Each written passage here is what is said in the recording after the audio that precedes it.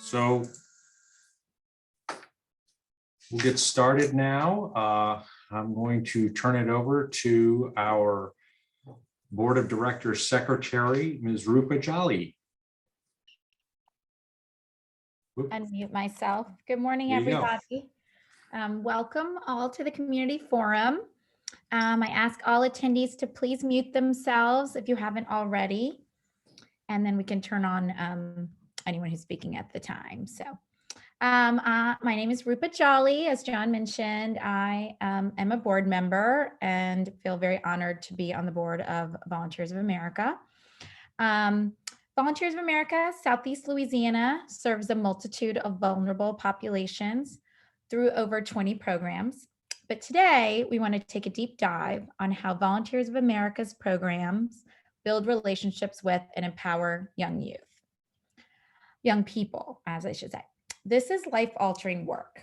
By matching people who might otherwise never know one another, we create new life-giving relationships and teach healthy relationship skills through our Children and Family Services program. I'm excited to be with you all today as we hear from our excellent panel. I will now introduce Volunteers of America, Southeast Louisiana, President and CEO, Boris, Fiji. Thank you, Rupa, and thank you to everyone who is in attendance today. This is our 8th community forum, and I want to give a special thanks to Katina Semien Smothers, along with State Representative Matthew Willard, for joining us today. And one of the things that I want you to walk away with today is understanding that when we engage members of our community, inclusive of public officials and donors, we truly hope to identify new needs and opportunities so that we can serve the people in our community very, very well, because they are the ultimate beneficiaries of our services. At the same time, we love spreading the word, educating folks about the work that we do. And we know that we can't do this work alone. That's why we have partners like you who are working alongside of us. More than 60,000 of the most vulnerable people in our community receive support and care from Volunteers of America. And we understand that this work is for the people we serve, such as our children, our veterans, older adults, and a number of individuals who are struggling with addiction and many more. It is not impossible for us to climb up a ladder in order to support someone, because we know that Volunteers of America has the right team of individuals and they have the heart of the mission at hand. And so we appreciate everyone that we work alongside with, because we know that ultimately we're going to fulfill the need of our mission. So today's discussion is about how Volunteers of America's partners with the community and empowers our youth through mentoring and at times teaching them about healthy relationships, because as you and I know, having healthy, strong relationships is very viable for a successful future. These programs rely on key partnerships throughout our community. So it's critical that we have these conversations, the conversations we're going to have today. So I am hoping that you enjoy this community forum, and I thank you for your participation. And now I'd like to introduce our Director of Community and Government Relations, Nick Alvarez. Nick? Thank you so much, Boris, and thank you all for joining us today. I'm excited to have a chance to speak with such an impressive group of panelists for this important discussion. I'm going to introduce them in just a moment, but first I want to mention that if you have a question that comes up at any point throughout the discussion, please feel free to put that into the chat. You can send it to everyone or send it directly to me, and I'm going to work to get to as many of those questions as possible. Today we have a smaller group compared to many of the forums that we have. We are recording it, and so it will be online for anyone to watch, but that gives a benefit as well, that we can make this a very intimate conversation. So if you do have a question, feel free to put it in the chat and we can make sure to post that to the panel. At this point, I'm going to introduce each of the panelists one at a time And they are going to then give an opening statement. I'll move on to the next panelist to give their opening statement. Once each panelist has provided that opening statement, then we're going to move into question and answer. So I'm going to start out by introducing Carolyn Hughes. Ms. Carolyn Hughes is the Director of Children and Family Services here at Volunteers of America Southeast Louisiana. She's celebrating her 20th year this year working at Volunteers America, and she holds a bachelor's and master's degree in social work from Southern University at New Orleans. She has extensive experience working with youth from disadvantaged backgrounds, as well as in planning, organizing, and implementing social service programs. Ms. Hughes worked in the field as a social worker for almost 10 years prior to managing the mentoring program. And because of her efforts, more than 1,500 youth have been matched with caring mentors. So I'm going to turn it over to Carolyn and also to her team members, Alberta Montgomery with the Mentoring Children of Promise program and Nicara Allen Taylor with the WAIT program. Carolyn? Thank you. Good morning, everyone, and thank you all for joining. Happy New Year to each and every one of you. I'd just like to introduce the staff of the Children and Family Services, Miss Alberta Montgomery, who's with our Mentoring Children of Promise program, and she can tell you a little bit about herself, and Miss Nicara Allen, who is with our WAIT program, and our WAIT, the acronym is Wellness, Advancement, Intervention, and Training Program. And so they can introduce themselves to you and, and let you know a little bit about themselves. Hi, my name is Alberta Montgomery, and I'm a case manager with the Mentoring Children of Promise program. And what I do is I do outreach, first of all, and I do outreach and I collect referrals for our Mentoring Children of Promise program. And after that, I am responsible for pairing up the mentors with the mentees. And we do this through application process where we assess the needs, and also we have a series of surveys and forms that the mentors and the mentees have to fill out so they can be adequately matched. And also we have like an ongoing program after that. We have a prerequisite program, pre-training program where the mentors and the mentees have to participate in. And then after, we have an ongoing training program where we establish different topics on youth development and empowerment. And basically that's it. And also what I do is I do care checks every month to assess needs, give resources and such. And that's about it.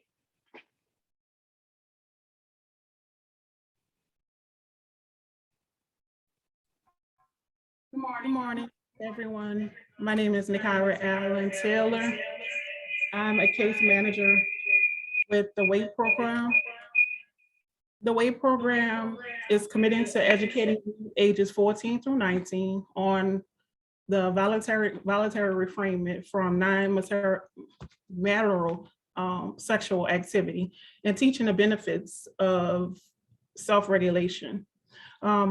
As my job as a case manager, we go out to market it to the community, such as the schools, churches, as well as different community organizations. The targeted age group, again, it's ages 14 through 19. We work extremely hard with this group. It's a 14 lesson long program that basically touches on different topics, such as bullying, what's considered healthy relationship versus a non-healthy relationship, learning boundaries, what communication is, effective communication is, and those type of things. We also resource out as far as completing referrals to address the needs of the community, whatever that may be. We also identify through several assessments on what the need of the youth that we're servicing, as well as the families that's connected to those youth. We're very excited here with the WAIT program to address the needs of the community, as well as addressing the needs of our families that we touch daily. And both Nicara and Alberta limited themselves about what it is that they do. Our WAIT program, as Nicara said, it's for ages 14 to 19. And we have an evidence-based curriculum that teaches our youth about success sequence, about goals.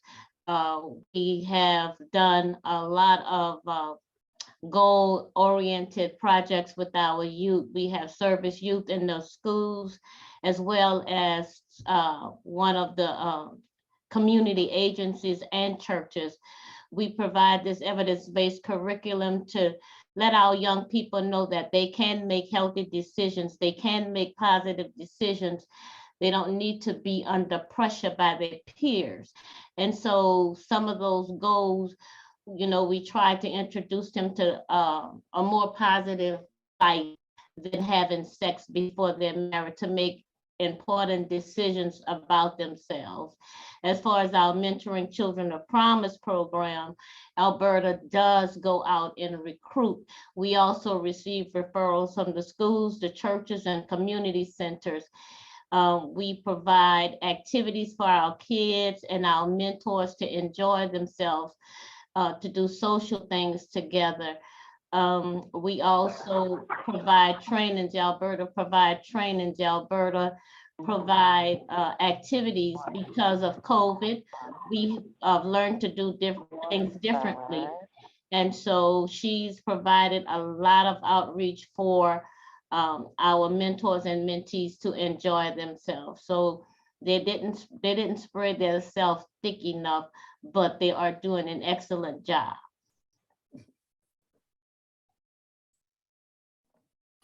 Thank you so much, Carolyn and Alberta and Nicara.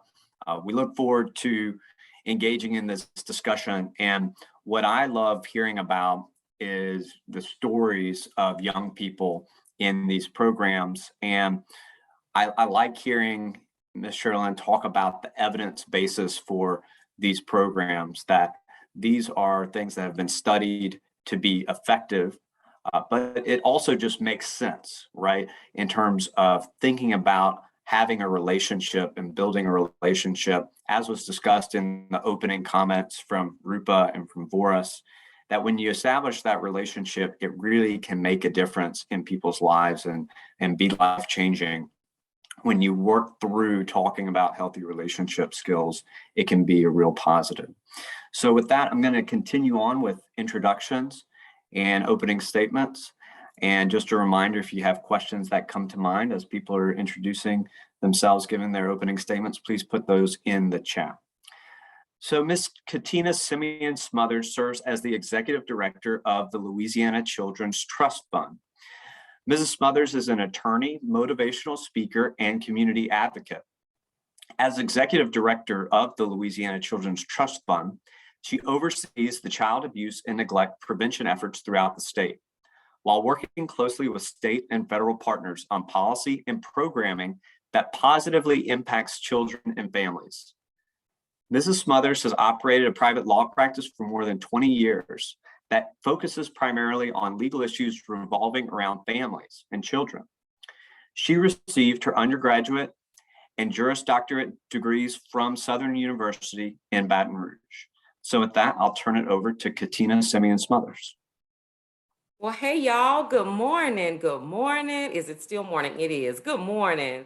I am, first of all, let me say thank you to Nick, who reaches out to me every year for this community forum. I also want to give a special shout out to all of you who are representing this very important organization. I appreciate all the work you do. My sorority sister, special shout out to Boris Fiji for honoring me with her presence this morning. As you heard, I am Katina Semien Smothers. I have a wonderful job working in the administration of Governor John Bel Edwards as Executive Director of the Children's Trust Fund. As you heard a second ago, We have one mission and one mission only, and that is to work to prevent child abuse and neglect throughout the state. As you heard, I'm an attorney. When I started practicing law more than 20 years ago, I represented incarcerated parents and children who had been removed from their parents due to neglect and or abuse. So for more than 15 years of my career, I was on the other side of the totem pole. I was on the other side. I dealt with families after they had had issues that brought them into the judicial system. And so when I became executive director of the trust fund, it took me a little while to think of prevention in the way that we want our communities to think about it. We want to start the services before it ever happens. And it really requires a shift of your thinking that before a child comes into the judicial system, before a child is neglected, before a child is abused, what can we do as community leaders and partners to prevent that abuse? Does it mean that we provide more resources? Does it mean that we provide more job training or mentors? What does that really look like? And so every single day I have the opportunity to go to work and to figure out ways that we can prevent these things from happening. And one of the biggest things we do through the trust fund is provide grants to agencies such as Volunteers of America to help you do the work, to help partner with you in expanding that work of preventing abuse and neglect. Last year, we gave more than $1.8 million in grants to agencies throughout the state. And we look forward to giving even more grants in the upcoming fiscal year, because we know that this is not a work that we can do alone. We need partners everywhere to try to help our children from being abused and neglected. And so I'll end my opening statement by saying that I live by a very, in my personal life and professional life, by a very simple mantra, and you all have probably heard it. It was first stated by Marian Elderman, who is the president emeritus of the Children's Defense Fund. And she says that service is the rent we pay for living here on earth. It is the very purpose of our lives, and it isn't just something to do in our spare time. And so I try to exhibit that through the trust fund, but I also exhibit that in my personal life as well. So again, I'm honored to be here and to continue and have this discussion about building strong leaders, strong families, and strong children to lead Louisiana and to lead the world, frankly. So thank you all for allowing me to be here. Thanks so much, Katina. And again, look forward to your insights when we move into the discussion phase. So thank you so much for being here. I now want to introduce Representative Matthew Willard. Representative Willard represents House District 97 in the Louisiana House of Representatives. This includes the Gentilly, Mid-City, and Bayou St. John neighborhoods in New Orleans. I also mentioned he's my personal state representative. So I'm always glad to be a constituent of Representative Willard. He serves on the Ways and Means, Insurance and Municipal, Parochial, and Cultural Affairs committees in the House. He also serves on the Joint Capital Outlay Committee in the Louisiana Legislature. Representative Willard is an alumnus of Jesuit High School and the University of New Orleans. He's a senior manager at Fluence Analytics, a technology startup based in New Orleans. He serves as an elected member of the Orleans Parish Democratic Executive Committee and also serves as the treasurer for the Gentilly Economic Development District. And I will say that Representative Willard really is, he's at every neighborhood association meeting, and I've heard that it's not just for Gentilly Terrace, but that goes for all of them throughout his district. He's ever present throughout the district and constantly working to inform and to lead on a number of critical issues. So we're really honored and grateful to have him be part of this forum today. Representative Willard, I'll turn it over to you. Thank you so much, Nick. I really appreciate that introduction. It's just an honor that you asked me to be part of this dynamic panel discussion. So I do want to thank you and everyone with the Volunteers of America Southeast Louisiana. I appreciate and notice all of the great work you do. Nick is very active during the legislative session. So I look forward to continuing to work with him. I was elected in 2019 at the same time, we reelected Governor John Bell Edwards. So this year I'll be heading into my third legislative year. I guess one of the ways that I like to describe myself is that I'm a pretty progressive Democrat with a business mind and a passion for innovation and economic diversification. And if you look at the legislation that I filed over the past couple of years, I think if you look at that, you'll say, okay, that was a pretty accurate description. I'm motivated by the children in Louisiana. Growing up, I remember seeing, our grandparents and some of the elders in the neighborhood, and they would hang out on the front porch and they would talk to the kids, and they would get all in your business, but they cared. They wanted to see you succeed. They wanted to make sure that you were up to no good. And today, it's few and far between. I see much less of that. So I try to engage with our kids as much as I can. Anytime I'm called to do something on behalf of children, I always show up, because we have way too many kids who are just purely neglected. When I ask a kid, what do you want to be when you grow up? That should never be the first time that kid is getting that question. Never. They should be getting that question at home. They should be getting encouragement at home. And so that's what I try to do. Obviously I try to affect everything that I can at the state level through legislation, but I also try to stay active in the community and try to uplift our young voices because they are the future of Louisiana. As far as legislation that I've done, I think I really run the gamut. That last year I authored and passed legislation to improve birthing outcomes in the state of Louisiana. My goal is to have healthier moms and babies before, during, and after pregnancy. And Louisiana has the highest maternal mortality rate. We have the second highest infant mortality rate, both of which are insufficient and unacceptable statistics in my mind.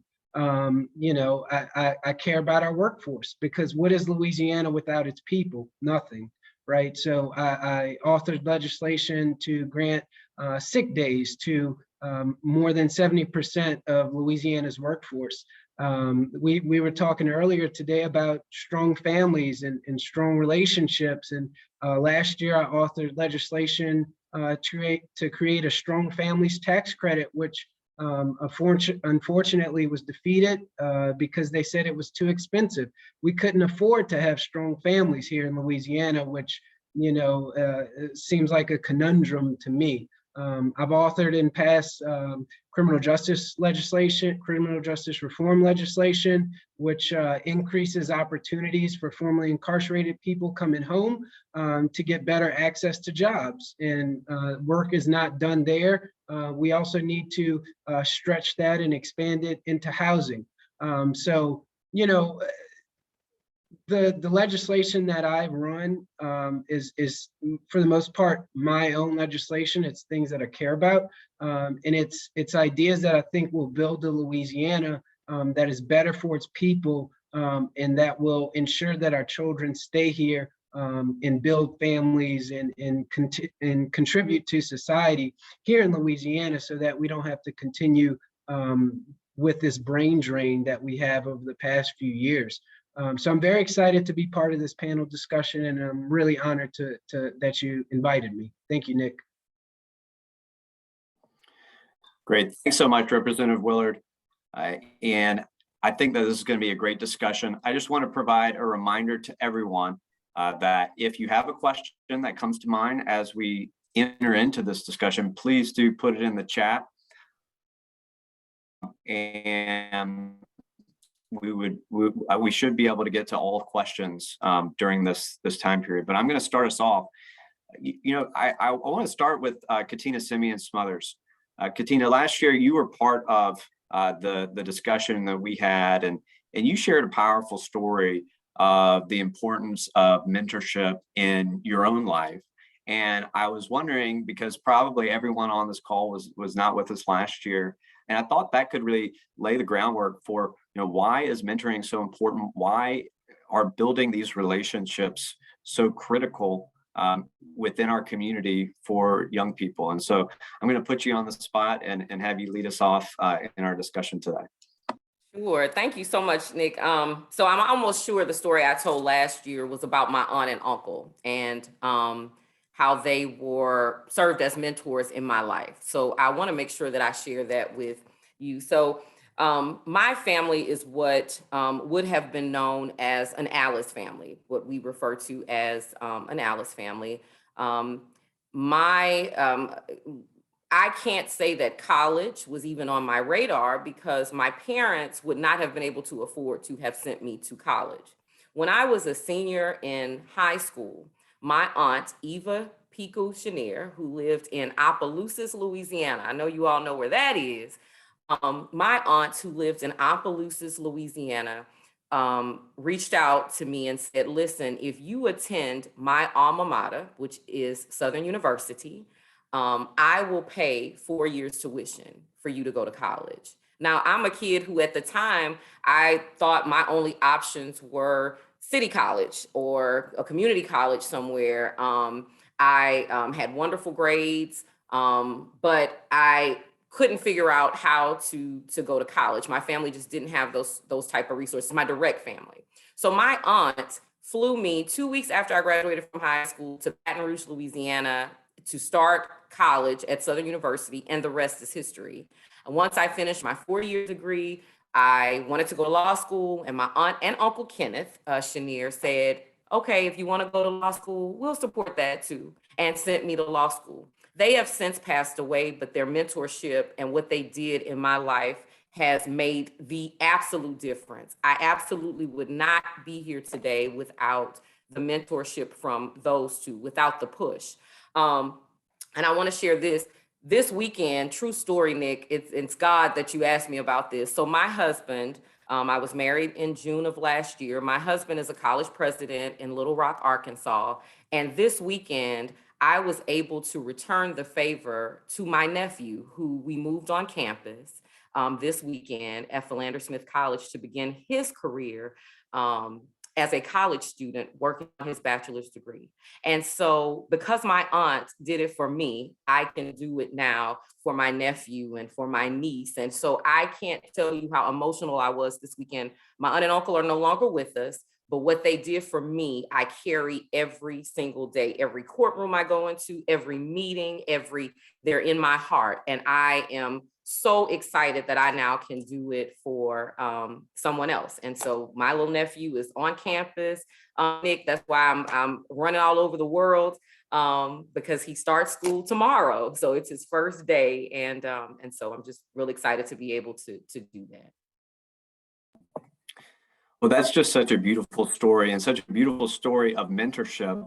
And I think that there are so many stories like that out there, that it's that relationship, it's that, just making it happen that occurs. And so I want to turn to Ms. Carolyn and the team in Alberta. What kind of stories have you seen within the Mentoring Children of Promise program? What kind of things have you seen come as a result of some of the relationships that have been built within Mentoring Children of Promise, especially during this time of the pandemic? What are some of the success stories? What do they look like? One of the success stories, and we've had many, but one of our success stories is a young lady who was in our mentoring program, and she recently received her degree for becoming a dentist. And this young child, when she began in our program, she had many challenges. And so we love to hear such as stories like Katina, how positive results come from our children who have been involved in our mentoring program and who have gotten a mentor through Volunteers of America. One of the stories Alberta can share with one of the young ladies that was in the hospital during the COVID time, and her mentor went above and beyond, and I'll let her take that glory. But we've seen so many positive results and the young people that has entered our mentoring program started way back in 2004. And so, we know that mentoring works. We know that it's positive. We know that, we need to take the time with our youth so that they can have more positive results. We work with families who has a parent incarcerated for years. And so we want to make sure that we reconnect those children with their parents. We want to also make sure that we beat what statistics says, that 70% of those children will one day find themselves incarcerated. And so we want to make sure that that doesn't happen through Volunteers of America, Southeast Louisiana, with our children that we serve. And now, Bertie, you can share that story. The story with yes, we had a young lady. She was was in an accident during the time before she was matched, and I didn't know at the time, but the match happened in the hospital. So I had matched up with the lady I thought was really perfect for her. I didn't know at the time, but I knew she was going to school for like something in the medical field, but I didn't know exactly what it was. So we went to the hospital. And she was like, what should I tell her? What should I do? I said, just be yourself. I said, just be you. And I said, and they hit it off right away. The child started asking her questions, and she was, and then after their meeting or whatever, she was like, okay, I think I can handle this. So they had went on to the house or whatever, and she started helping her with the physical therapy. They was meeting like almost every day. They was meeting, and she got her to start using the walker because she wasn't walking at first. So she started, but what happened with her was she had hit her head. All the kids was in an accident. All the lady, the mother and all the children was in an accident. And what happened with her was she hit the roof of the car. They don't know what happened, but it put a hole in her head. From that point, she develops swelling on her brain.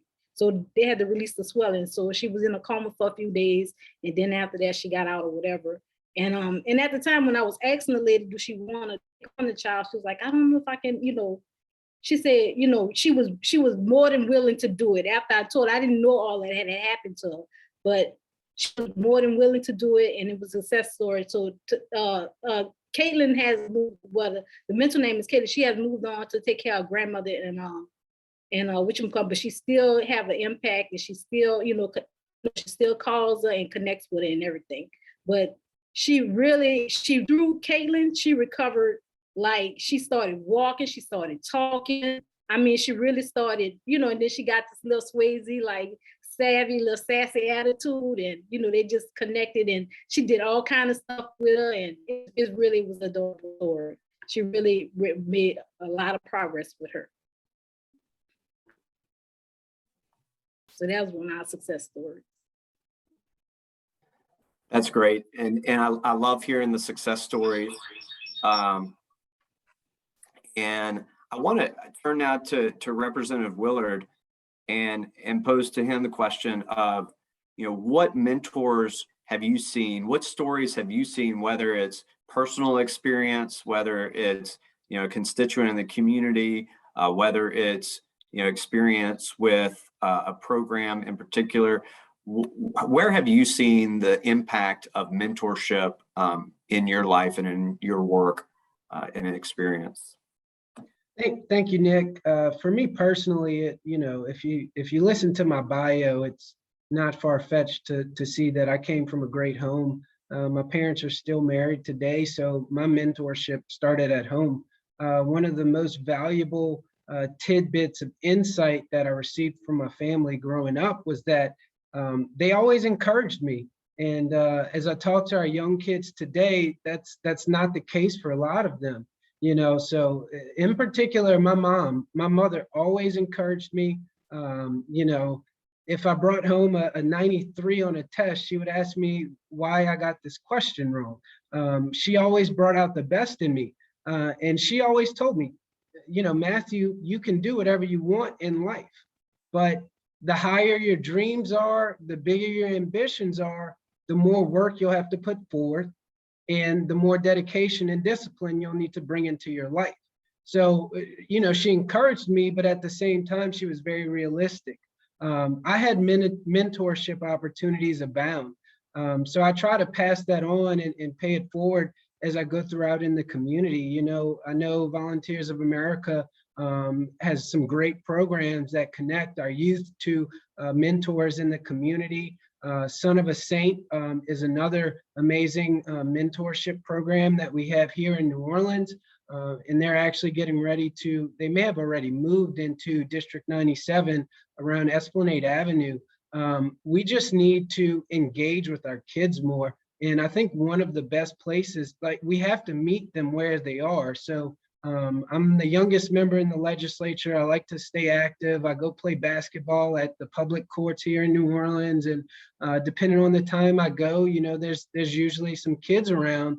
And I talk to them and I ask them about what they're doing with their life and how's school going, how's virtual learning been. I engage with them. I try to show interest and let them know that I care. I make myself available and serve as a resource. When I go speak at the schools in my district, I'm quick to give out my cell number if a student wants to connect or talk to me about how they want to be a part of student government when they get into college, I love asking kids what they want to be when they grow up, especially as I've noticed that more and more kids don't get that question on a regular basis. And, one of the popular answers now is they want to be into music. They want to produce music. They want to be a singer. They want to be a rapper. And so I've come up with, ways to respond to that. A lot of adults discourage that. And I certainly don't do that. I said, well, if you want to go into that industry, in order to make yourself most successful, you should go to college and get a business degree. That way you can manage your career. You can learn about branding. You can help lift your friends up and bring them along for the journey. So it's about being relatable and available and meeting them where they are. Mentorship opportunities can really be the make or break it for a kid growing up in society today. And, we all have a role to play. It may be a little bit different from what it was, 20 years ago or so when the grandparents were sitting out on the porch. But, there's all kind of organizations that you can get involved with if you want to be a mentor, and Volunteers of America is certainly one. But I want to stress the importance of all of us getting involved and playing a role in this because it's important to everyone.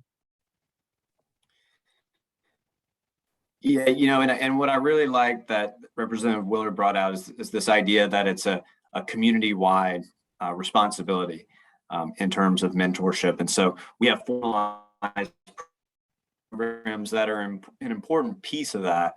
But as Representative Willard said, just having those conversations in the moment where you can, recognizing this as a community-wide need to just connect with young people and talk about their future, their present, and offering wisdom where we can from our experiences. And Nick, I wanted to go to there's an abundance of opportunities. I have a friend who started a nonprofit that provides young men with suits and ties and dress shoes once they graduate so that they can show up dressed appropriately for a job interview. So there's all kind of ways that you can pay it forward and give back and cultivate a community spirit that puts our children first. Absolutely. I wanted to go now to a comment in the chat. Sarah said that I have personally referred youth to the amazing Mentoring Children of Promise program. The program has been a key resource to the CSOC program. Our wraparound facilitators consistently praise the mentors and their dedication to our youth. And I actually wanted to go ahead and ask Sarah if she could come off mute and maybe share a little bit. I asked her if she'd be willing to do this via chat, and she said she would. So I'm not completely putting her on the spot, but maybe you could talk about the CSOC program and how mentoring children of promise has fit into your work. And maybe you could share a little bit about that. Thanks, Nick. Good morning, everybody. It's so exciting and refreshing to see you all and hear about this. One of the main reasons I came, I'm Sarah Shockley, by the way. I'm the trainer and lead wraparound facilitator for the wraparound agency in the greater New Orleans area. We're National Child and Family Services. I'm going to throw a lot of names at you, and if you have any questions about it later, just let me know in the chat. But the wraparound agency is sort of the coordinator of the coordinated system of care program throughout the state. And we serve in this area about 350 families currently of youth that are at risk based on big behavioral health needs. So what we're trying to do essentially is wrap a team around the family that includes paid providers and formal services, but also community resources and services. And so the Volunteers of America and the Mentoring Children of Promise program has been really important in that. And Ms. Hughes, I don't know if you remember, we phoned each other back in probably 2012 and 2013. I would often fax to the wrong fax number. I'd fax my referrals to the wrong fax number, and you'd patiently call me and guide me through it. I remember when I was doing more facilitator work with families, just getting those mentors in, and simple things like little shifts in school behavior was improving, and grades, more connections to friends and community and socialization, and seeing those positive behaviors kind of replace some of those like negative coping skills. And it's just been wonderful. So I think it's absolutely vital. And I think Representative Willard, thank you so much. Ms. Smothers, thank you so much. Because I think that's so important, right? There are several formal services, but it's very empowering for our youth to also have those community services, those non-paid people that just so obviously care, just because they see the good in our youth. And so that's been really key. And I look forward to also letting our agency know about the WAIT program, because I think that would be beneficial. But I can't say enough good things about the importance of mentorship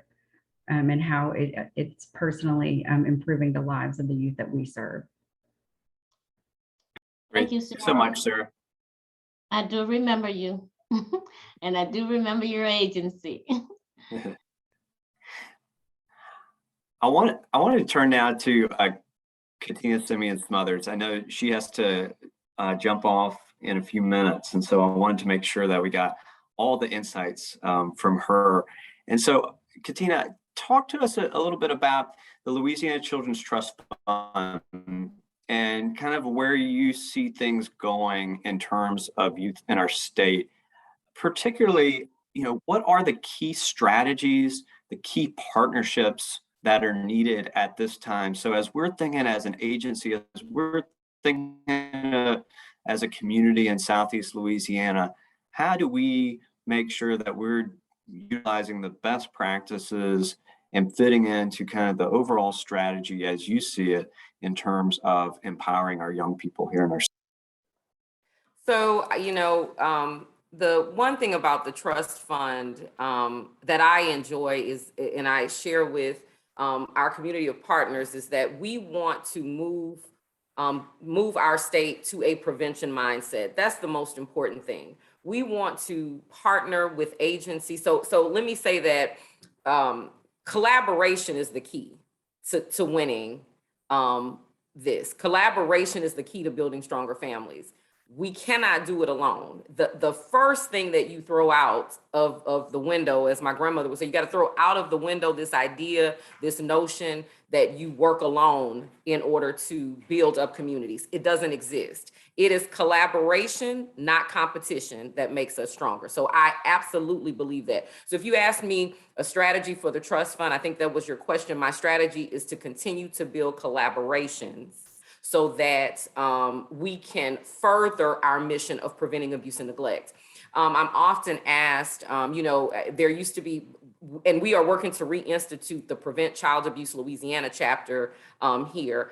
But I remember when PCAL was at its height, people would ask me, well, PCAL, it seems, they're making more money here, or they're reporting higher numbers there. Listen, we are not in competition. We are all striving for the same goal. I want you to win. I want Volunteers of America to win, because when you win, I win through you, because it means that we're helping more families. It means that the village is thriving. They always say it takes a village to raise children. It takes a village to raise families. I know the village is thriving based off of you winning through your programs. The more children you mentor, the more programs you're able to institute due to the funds that we provide. It means that I win. I get to stand before the governor and our federal partners and say, this is what we're doing in our state because of the work you do. So my strategy is simply to continue to build collaborations. As you know, Nick, we are right now in the middle of grant season. Our grant opportunity is available for any organization in the state to apply to receive funding. The only catch we have is that you have to sponsor a program that deals specifically with prevention efforts. Now, prevention isn't just, through child advocacy centers. It isn't just, a particular title. We provide funds to food banks throughout the state, because we know that if we can feed a family, if a mom doesn't have to figure out how she's going to feed her child during the week, she's less likely to be upset. And then we talk about abuse or neglect. She's less likely, to have to leave them at home to take the jobs at midnight to try to feed them, because we can provide that resource. We provide funding to job centers throughout the state. We provide funding to teen suicide programs throughout the state, because again, we believe that if we can provide the education, the knowledge, the resources, we can prevent abuse. So our strategy is very simple. It is to collaborate with agencies, with individuals, with partners throughout the state, so that we can prevent this completely preventable epidemic of child abuse and neglect. This is the one epidemic that is preventable. We don't have to have abuse and neglect. We don't live in a world where that should even be normalized. We should not hear about a child dying at the hands of their parents and go to sleep at night because it's normal. It's kind of like I talk about, kids' gun shootings. We've normalized that, where we hear about it, we say a prayer, and we go on with our day. Child abuse and neglect is completely preventable, 100%, but it takes people like us to lift others up. And so our grants are open until February, the application process. If you visit us at louisianactf.org, take a look at the application. And if you have a program that you'd like to see in your community that will help us further this mission, please apply. People ask me all the time, are you looking for anything specific? How do you? Absolutely not. I'm looking to see how you're going to change the lives of families in our state by preventing abuse from happening. And so that's our strategy. That's our mission. Well, thank you so much for those insights. And thank you so much for the support through the years of the Louisiana Children's Trust Fund, because we appreciate that partnership, that collaboration, and the opportunities to come together at the Capitol, for instance, when a lot of the grantees will come together and just have an opportunity to share. And that's what these forums are all about, is getting out the information to the community, especially in these times of COVID, where we don't have as many opportunities to come together in person sometimes to get the word out, especially in an agency like ours that has more than 20 programs.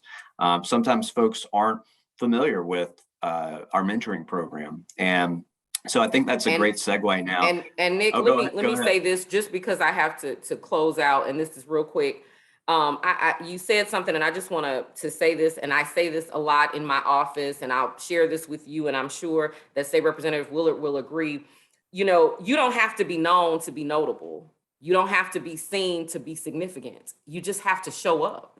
You just have to, these kids just want you to be available to engage them, to show them that you have genuine interest, to give them space to be who they are. Through Volunteers of America, our children are able to do just that. I always tell my little mentees that, you know, their identity is not a democratic decision. The world doesn't get to decide who they are, you know, just because of the communities they're in and the neighborhoods they're in. Their families don't get to decide who they have to be. It's not democratic. They get to make that decision on their own. And so I just want to say thank you to all of you partners for helping our children to realize that and helping them to be the best that they can be. I appreciate the opportunity, Nick. Thank you so much. Thank you so much. And I do think that is a great segue to turning it over to Ms. Sherlyn and to Alberta and Akara. If folks are on this call and they're interested, just hearing all these discussions, you know, we know that partnerships, collaborations, those are key. And so how can someone as an individual or as a church, as a school, get involved with either the Mentoring Children of Promise program or the WAIT program? If they themselves as an individual wanted to get involved as a mentor, or if they wanted to get their church involved, their school involved, how would they go about doing that? Simply 7 numbers, Nick. 504, no, more than 7. 504-836-8701. I'm always here every day. You can put my email address. You can put Nakara's email address up there for the WAIT program. Nakara has been very helpful in this role in the WAIT program. She goes out as far as Hammond, Louisiana. We're trying to recruit and to bring the awesome curriculum to our youth, because as Ms. Smothers said, it takes more than one. We can't do it alone. And so Nakara has been very effective in reaching out to others. Alberta, you can reach her at this office as well. She will come out. We will meet you where you are. As far as churches, we've sent letters to different churches, and we are partnered with several churches, but we welcome anybody and everybody that want to make a difference in the lives of our children. Yes, we are our brother's keepers. And so our youth, we do have seen a change in everything over the years that I grew up. And we want to change that. In order to be change agents, as our president CEO says, we have to have integrity. And honesty and integrity goes a long way with our kids. We need to be genuine. And so whatever part you want to play with our mentoring program, with our WAIT program, just contact us and we will respond. Great, thank you so much. Well, we've got about 6 minutes left. We might be able to have time for one question, one additional question. If someone has something that's on top of mind, please do put that in the chat. But I want to go ahead and move into closing statements. And so for our closing statements, I'd ask each of our panelists just to give everyone one lasting idea that they can leave with from today's discussion. You know, one key piece of information that you think is a key takeaway, a key point as we move forward from here. So I'd ask Ms. Sherlyn and team to go first, and then we'll let Representative Willard have the last word. Okay, I'll go first. This is National Mentoring Month. And my few words are, make a difference. I agree with the amazing panel about paying it forward. It's definitely about paying it forward, doing what you stated that you would do when it comes to the youth and the families, showing that you care and just showing up. It's our job to build stronger families.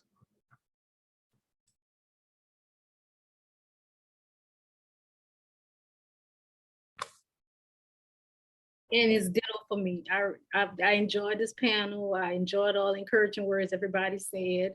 And I enjoyed the information that I received from it, other than what we had represented. We had stated too. So I really enjoyed everything that was said today.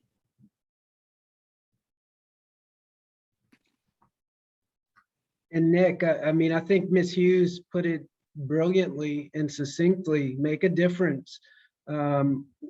I'll issue a call to action, you know. A lot of people talk about the community that they want to see, or they reminisce about the glory days when, you know, everything they say was better.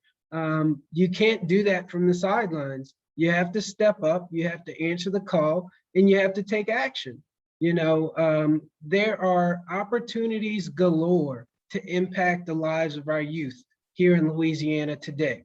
And there are all kinds of organizations, nonprofits, church groups, and many of them have, you know, pretty targeted missions. So my suggestion, my request is to find something that aligns with what you want to see, the type of community that you want to have here in Louisiana, and get involved and do everything you can to support our kids and present them with the best opportunities possible so that they can thrive and be a success in Louisiana. Wonderful. Well, I think all of these insights have been extremely important. I think this is such an important discussion. I'm always amazed by how quickly this hour goes by when we have these community forums, because I feel like we could just continue this conversation for the rest of the afternoon. But I want to point out that John Sillers has placed in the chat the contact information for Carolyn Hughes, Alberta Montgomery, and Nicara Allen Taylor. As a reminder, Alberta Montgomery is going to be your best contact for the Mentoring Children of Promise program. So if you or someone you know is interested in becoming a mentor, please reach out to Alberta. Or if you're interested in getting an organization more engaged with mentoring, please reach out to Alberta and Ms. Cheryl. And Nicara Allen Taylor is the best contact for the WAIT program. So our program, Building Healthy Relationships Among Young People, any school or church that might be interested in that curriculum, I know they can do a demo lesson and bring that in and tailor it to the church or the school and whatever their needs are. So please take their information down. And if you have any follow-up questions, do not hesitate to reach out. So this brings us to the close of our forum. Thank you all for attending. A special thanks to our panel, Katina Semien Smothers, to Representative Matthew Willard, to Carolyn Hughes, Alberta Montgomery, and Nicara Allen Taylor. Thank you all for providing insights. Thank you all for being here. And thanks to all our audience members as well for being in attendance. We're looking forward to continuing this conversation. And if you visit our website, www.voasela.org, the video will be posted from this forum at some point, either later today or later in the week. So feel free to take that and share it with those who maybe couldn't attend today. And also information about future forums will be listed there on our website. So once again, thank you all for joining us today and hope you have a wonderful afternoon.